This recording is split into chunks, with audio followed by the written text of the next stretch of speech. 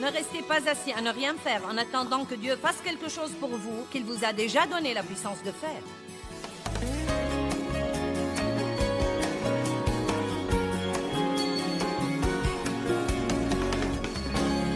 Je vais aujourd'hui vous parler de la puissance et de l'autorité, car vous avez les deux. Vous savez, le diable a la puissance, le saviez-vous? Mais il n'a aucune autorité.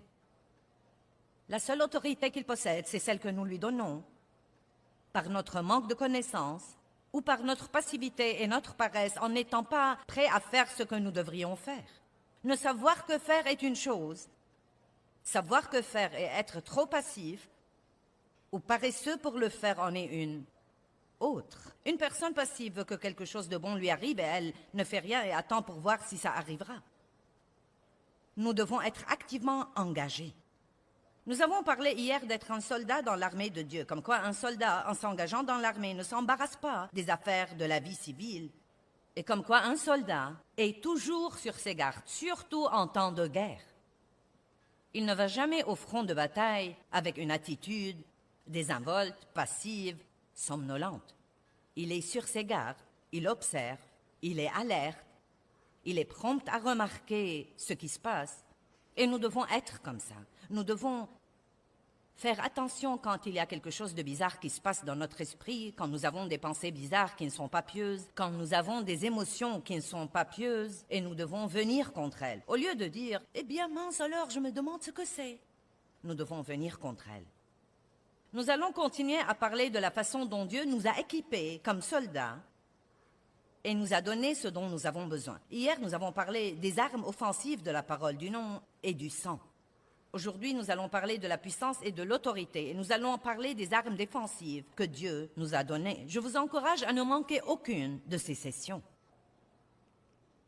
Dans Genèse 1, 26 à 28, Dieu dit « Faisons le Père, le Fils et le Saint-Esprit, l'homme à notre image, selon notre ressemblance, et qu'il ait l'autorité complète. » Que tout le monde dise « autorité ». Sur les poissons de la mer, sur les oiseaux du ciel, sur le bétail, sur toute la terre et sur tous les reptiles qui rampent sur la terre. Eh bien, j'aime dire que le diable est le rusé numéro 1. Et que nous avons l'autorité sur tout. N'est-ce pas étonnant que Dieu ait créé non seulement Adam, mais encore vous? Vous, chacun de ceux qui nous regardent à la télé, Dieu vous a créé exprès de sa main dans les entrailles de vos mères, de façon très complexe et avec soin. Vous n'êtes pas une erreur. Dieu a un but et un plan pour vous. Et il vous a créé à son image. Vous ne devez pas essayer d'être comme quelqu'un d'autre. Essayez d'être semblable à Christ. Et il vous a donné l'autorité. L'autorité. Eh bien, nous ne devrions jamais mener des vies molles, pitoyables, pathétiques. Pauvre de moi, je gaspille ma journée à m'apitoyer sur moi-même. Nous devons savoir qui nous sommes en Christ et nous redresser et lever nos têtes et agir en conséquence. Vous ne devez pas vous sentir confiant pour être confiant.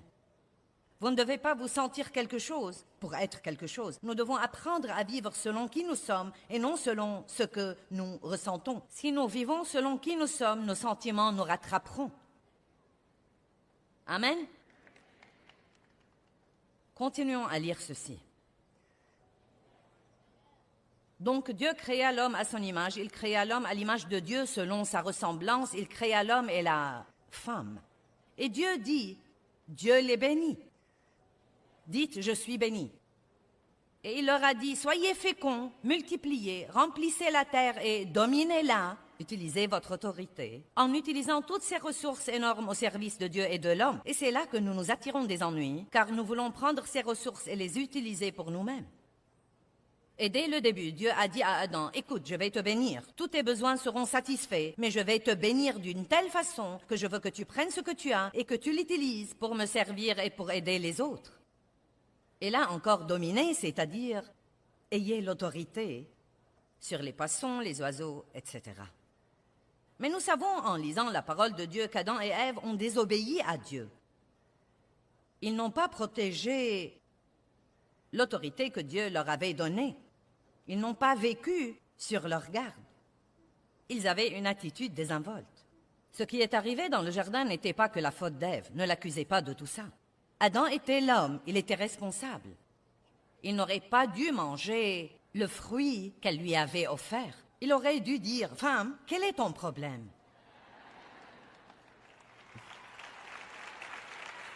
Finissons-en donc du truc d'Ève. Adam et Ève ont pris l'autorité que Dieu leur avait donnée et ils l'ont donnée au diable. Mais heureusement, Jésus est venu la reprendre et il nous la rend à nous. Jetons un coup d'œil rapide à Luc 4,6 pour vous montrer l'attitude du diable.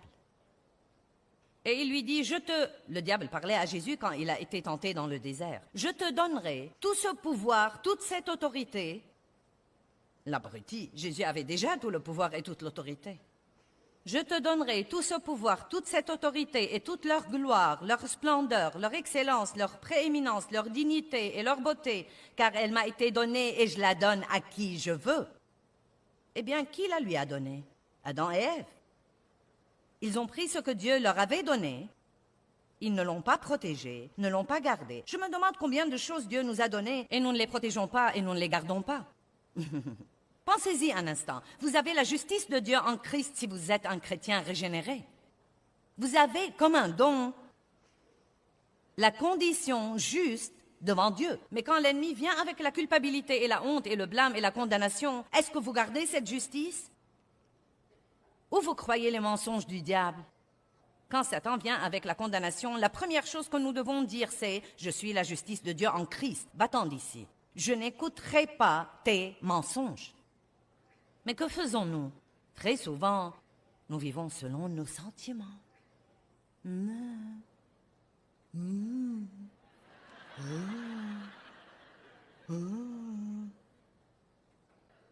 Il est temps de nous secouer et de rester éveillés.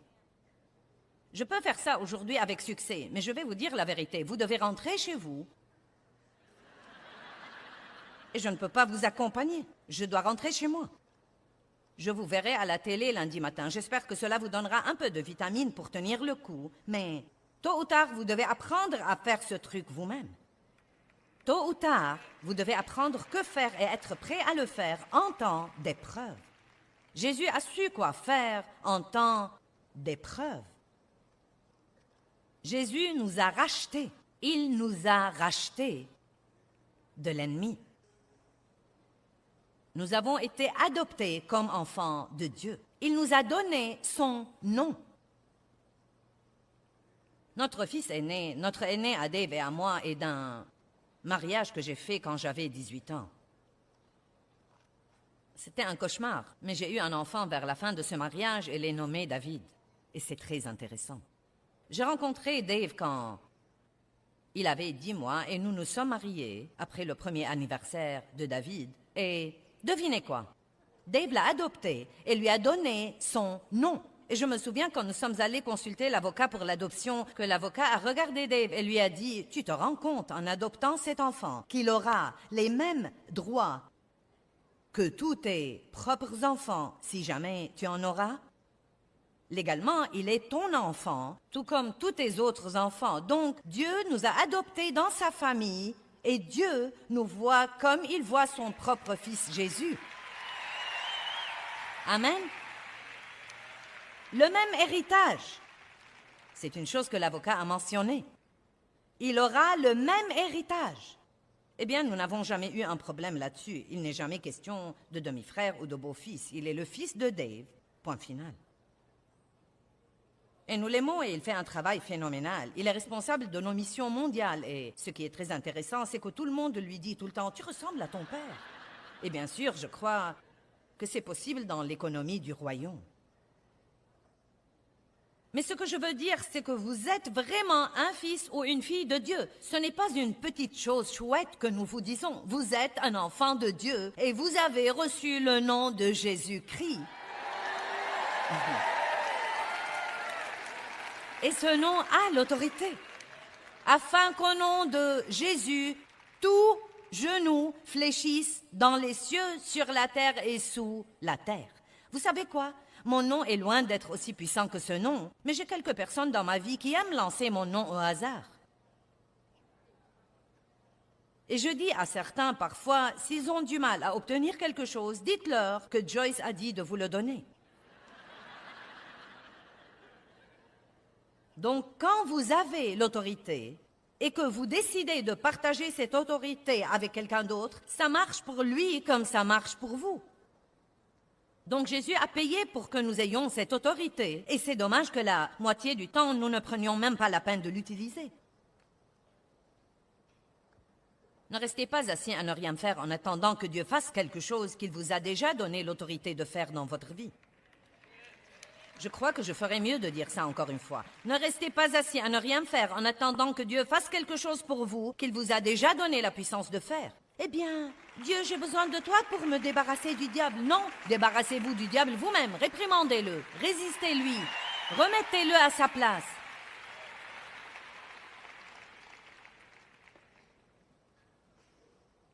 Regardons Romains 5, 17, un verset merveilleux.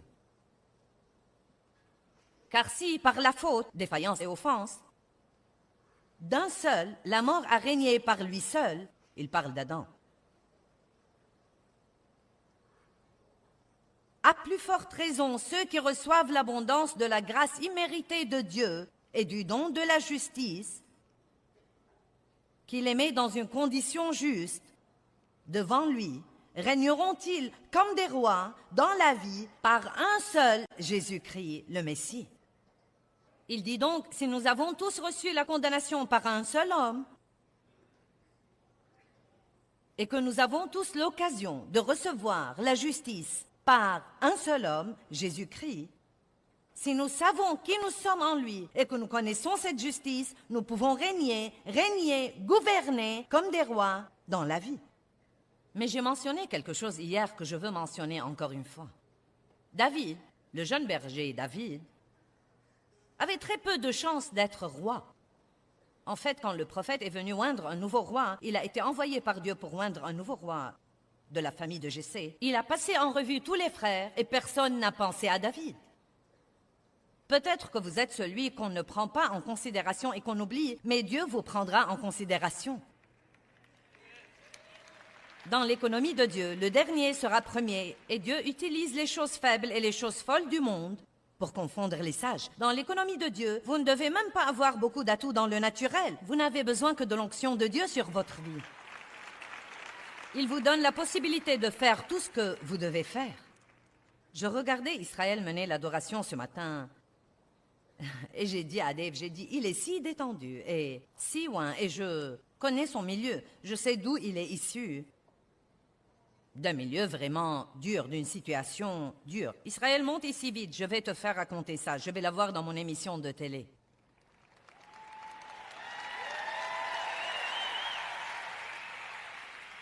Israël n'a pas eu un merveilleux commencement, moi non plus, mais nous avons une bonne fin. Raconte-leur sur ton milieu. Eh bien, tout d'abord, tu as l'air très bien. Merci beaucoup. Puisqu'on parle de bonne fin. Je suis issu d'un milieu interculturel. Et c'est une bonne façon de dire que je suis à moitié noir et à moitié blanc. Je me sens donc bien chez moi ici à Detroit. Ma mère était blanche. En fait, elle est toujours blanche. Mon père était noir. Ma mère est tombée enceinte à l'âge de 17 ans. Elle était toujours au lycée, elle était boursière, elle avait un avenir énorme devant elle. Et donc, on a fait beaucoup de pression sur elle pour se faire avorter et continuer sa vie. Et je veux m'arrêter ici et dire que je suis si content qu'elle ait choisi de ne pas faire ça. Oui. Amen.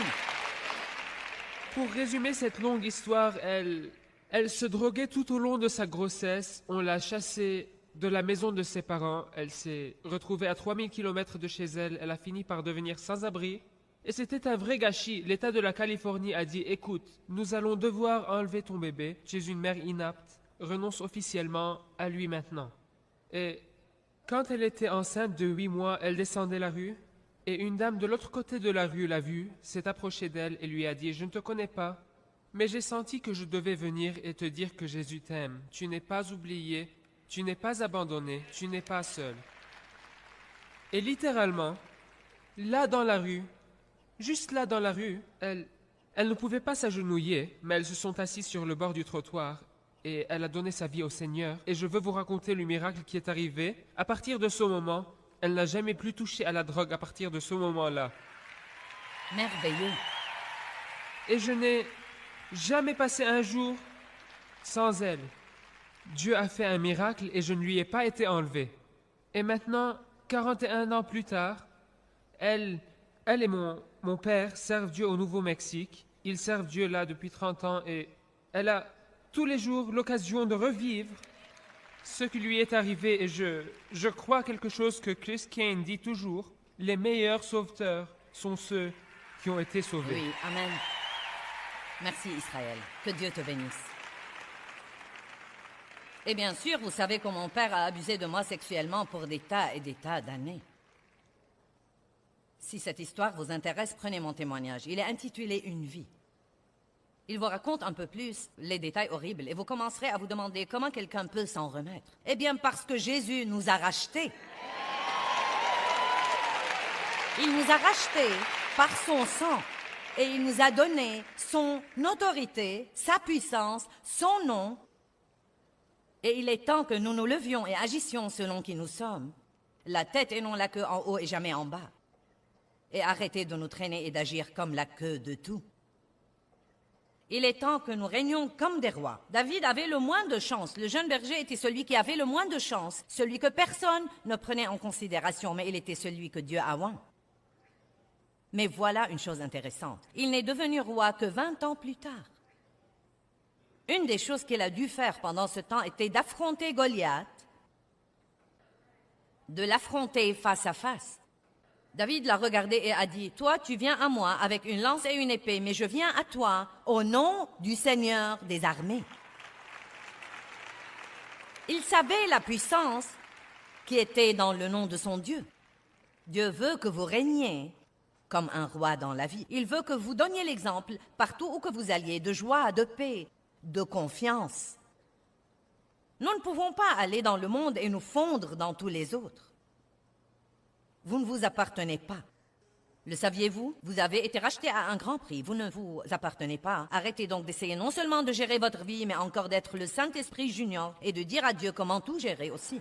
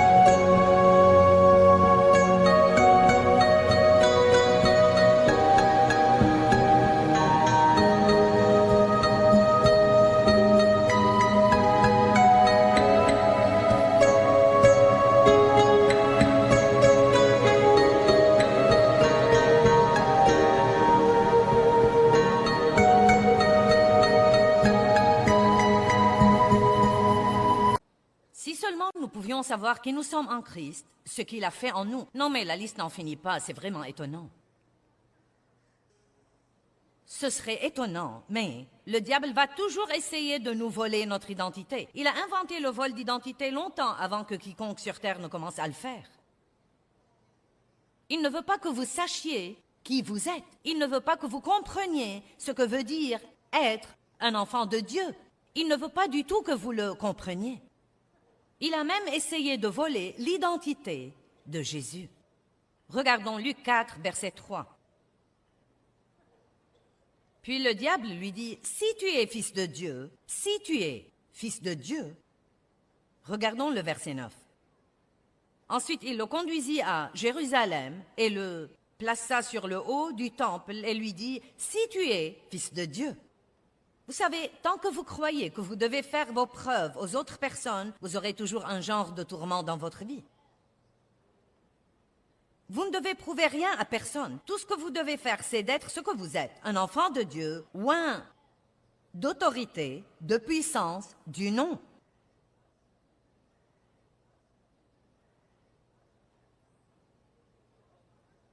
Ne vivez pas en essayant d'impressionner les autres.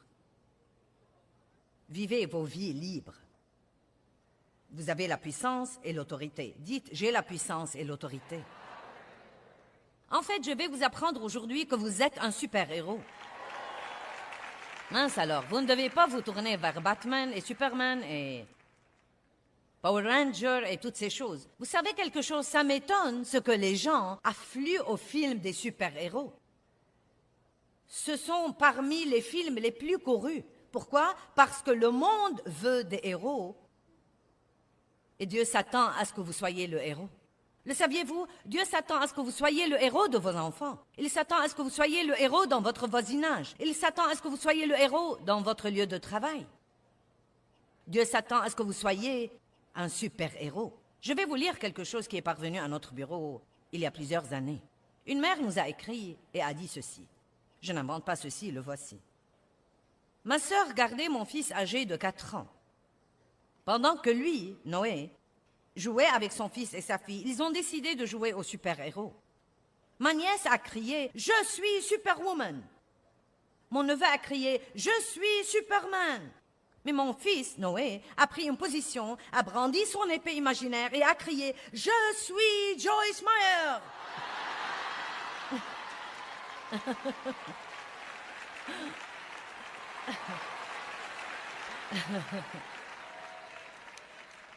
Maintenant, vous savez quoi? Peut-être que c'est un des plus grands compliments que j'ai jamais reçus toute ma vie.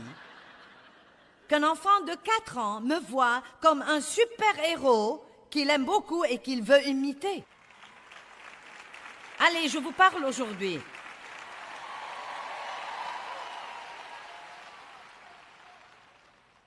Et c'est exactement comme ça que Dieu veut que vous soyez. Dans Éphésiens 1, 17, nous voyons l'apôtre Paul prier pour l'Église dans les versets 17, 18 et 19. Et tout d'abord, il dit dans le verset 17, « Je prie que vous connaissiez Dieu. » Nous devons connaître Dieu, non pas savoir sur Dieu.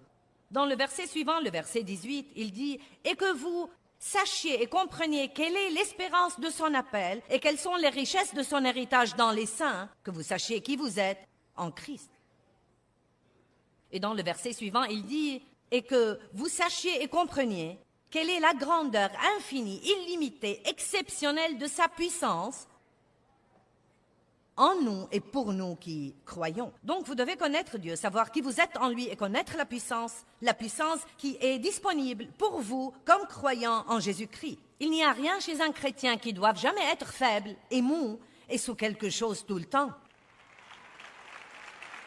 Tant de gens, vous leur demandez comment ils vont. « Oh mince alors, je suis attaqué. » « Oh, je suis attaqué. » Une fois, j'ai dit ça à quelqu'un et le Saint-Esprit a chuchoté dans mon cœur. « Eh bien, si tu étais à l'attaque, tu ne serais pas attaqué. » Combien d'entre vous comprennent l'importance d'avoir une attitude agressive? Levez-vous le matin et ne laissez pas la journée vous contrôler. Contrôlez-la vous-même. Levez-vous et ne laissez pas vos circonstances vous contrôler. Vivez toujours de l'autre côté de ces circonstances. Au beau milieu de vos circonstances, dites toujours « Je suis plus que vainqueur ». Au beau milieu de ça, dites « Je suis plus que vainqueur ». Et même en ce moment aujourd'hui, bien que je ne vois pas ça, Dieu travaille en ma faveur et la victoire est en chemin.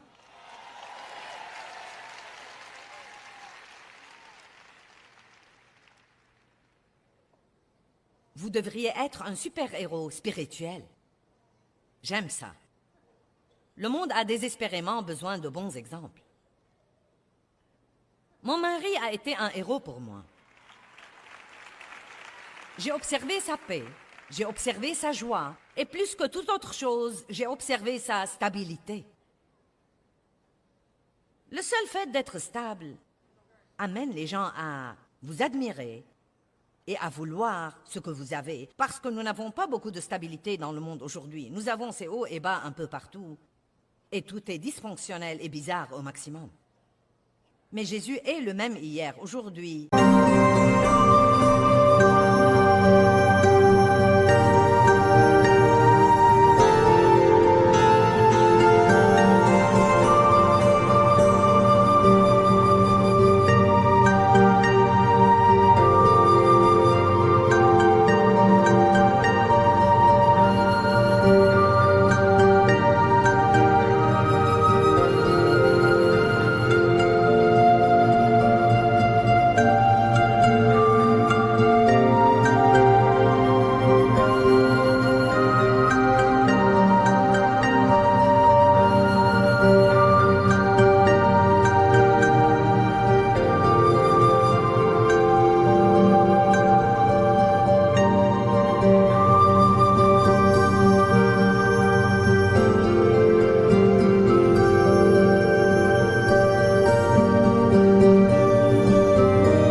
Éternellement. Et il veut que nous ayons la stabilité dans nos vies.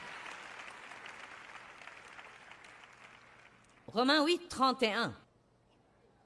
Si Dieu est pour nous, qui peut être contre nous?